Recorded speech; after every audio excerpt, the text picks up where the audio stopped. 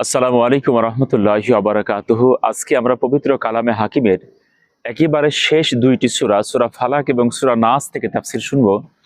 এই দুইটি সূরাকে একই সাথে বলা হয় মুআউযিজাতাইন, তথা আল্লাহর কাছে আশ্রয় প্রার্থনা করার সূরা। তো সম্মানিত দর্শক, এই সূরা ফালাক এবং সূরা নাসের ভেতরে আল্লাহ পাক এত গুরুত্বপূর্ণ বিষয় লুকায়িত রেখেছেন, আমরা হয়তো এটাকে অনেকে গুরুত্ব দিই না। যদিও এই সূরাটা আমাদের অনেকেরই মুখস্থ আছে। চার কুল, যেমন সূরাতুল কাফিরুন, সূরাতুল ইখলাস, সূরাতুল ফালাক, সূরাতুন নাস, এই চার কুলের ভিতরে দুই কুল হচ্ছে সূরা ফালাক এবং সূরা নাস। ব্ল্যাক ম্যাজিক সম্পর্কে আমরা জানি, কালো জাদু সম্পর্কে আমরা জানি। এই কালো জাদুর প্রভাব যেমন আজ থেকে হাজার হাজার বছর পূর্বে ছিল, বর্তমান সময়তেও কিন্তু কালো জাদুর প্রভাব আছে। রাসূল পাক সাল্লাল্লাহু আলাইহি ওয়াসাল্লাম, তাকে ব্ল্যাক ম্যাজিক করা হয়েছিল, কালো জাদু করা হয়েছিল। জুরাইক গোত্রের একজন ব্যক্তির নাম হচ্ছে তার লবিদ ইবনে আসাম। এই ইহুদি মিত্র, সে আল্লাহর পয়গম্বরের চুল এবং চিরুনির দাঁত সংগ্রহ করেন। এরপরে এই চুলের ভিতরে 11টি গিট দেন।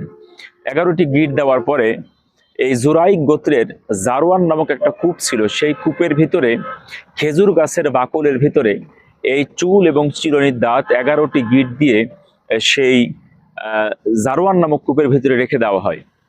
এরপরে আল্লাহর পয়গম্বর তিনি আস্তে আস্তে আস্তে ধীরে ধীরে অসুস্থ হতে থাকলেন। এক পর্যায়ে তিনি অসুস্থ হয়ে গেলেন, বিছানায় শুয়ে পড়লেন।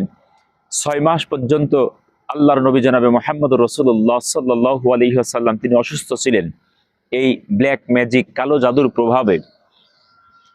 তার অবস্থাটা এমন হতো যে একটি কাজ করছে, এখন করে এখনই তিনি ভুলে যাচ্ছেন, স্মৃতি থেকে সেটা মুছে যেত। এক পর্যায়ে 6 মাস পরে আল্লাহ পাক দুইজন ফেরেশতাকে পাঠিয়ে দিলেন। একজন বসলো নবীজির মাথার কাছে, একজন বসলো পায়ের কাছে। মাথার কাছের ফেরেশতা জিজ্ঞেস করছেন একজন অপরজনকে যে এই ব্যক্তির কি হয়েছে। তো আরেক ফেরেশতা উত্তর দিচ্ছে এই ব্যক্তিকে জাদু করা হয়েছে। প্রত্যুত্তরে প্রশ্ন করছে আরেকজন ফেরেশতা, কে জাদু করেছে? পায়ের কাছে ফেরেশতা বলছেন লবিদ ইবনে আসাম তাকে জাদু করেছে। এরপরে প্রশ্ন করা হচ্ছে কি দিয়ে জাদু করেছে? তখন উত্তর দিচ্ছে যে চিরুনি, দাঁত এবং চুল দিয়ে তাকে জাদু করা হয়েছে। ফেরেশতা অপর পৃষ্ঠ থেকে আবার জিজ্ঞেস করছে সেই চিরুনির দাঁত এবং চুলটা কোথায় আছে? তখন ফেরেশতা উত্তর দিচ্ছে এটা জারওয়ান নামক একটি কূপের ভিতরে আছে।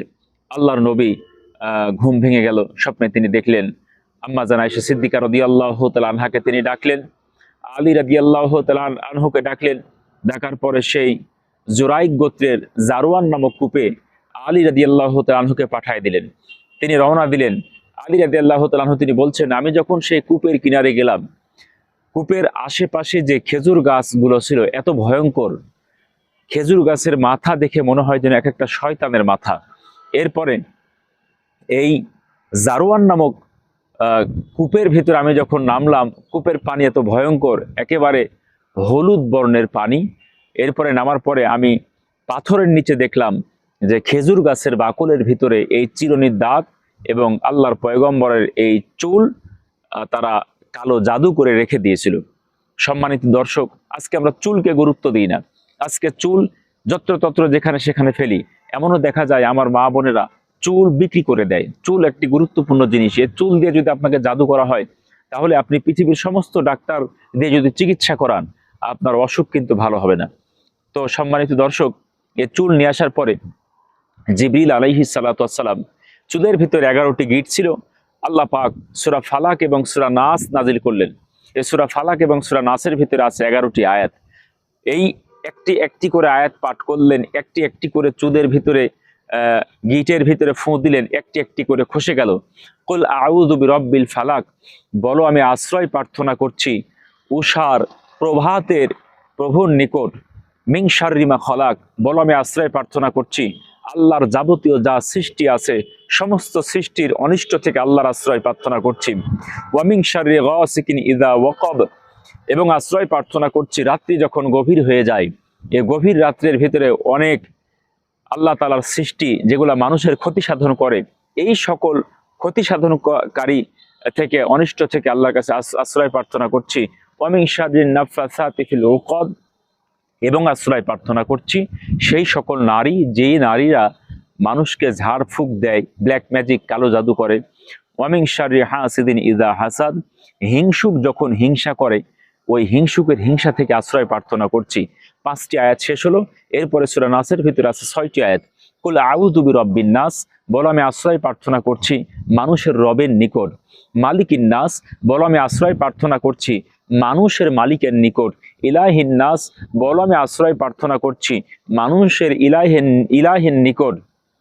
মিং শাররিল ওয়াসওয়াসিল খন্নাস, বলো আমি আশ্রয় প্রার্থনা করছি তার অনিষ্ট থেকে, ওয়াসওয়াসিল খন্নাস, যখন খন্নাস নামক শয়তান মানুষের অন্তরের ভিতরে ক্রমন্তনা দেয়। আল্লাযী ইউওয়াসউইসু ফি সুদুরিন নাস, আল্লাযী, যেই শয়তান মানুষের অন্তঃকরণের ভিতরে ক্রমন্তনা দেয়, ওয়াসওয়াসা দেয়, তার থেকে আশ্রয় প্রার্থনা করছি। মিনাল জিন্নাতি ওয়ান নাস, এই শয়তান মানুষের ভিতর থেকেও হইতে পারে, জিনের ভিতর থেকেও হইতে পারে। সম্মানিত দর্শক, আমরা সূরাতুন নাস এবং সূরাতুল ফালাক নিয়ে আলোচনা শুনলাম।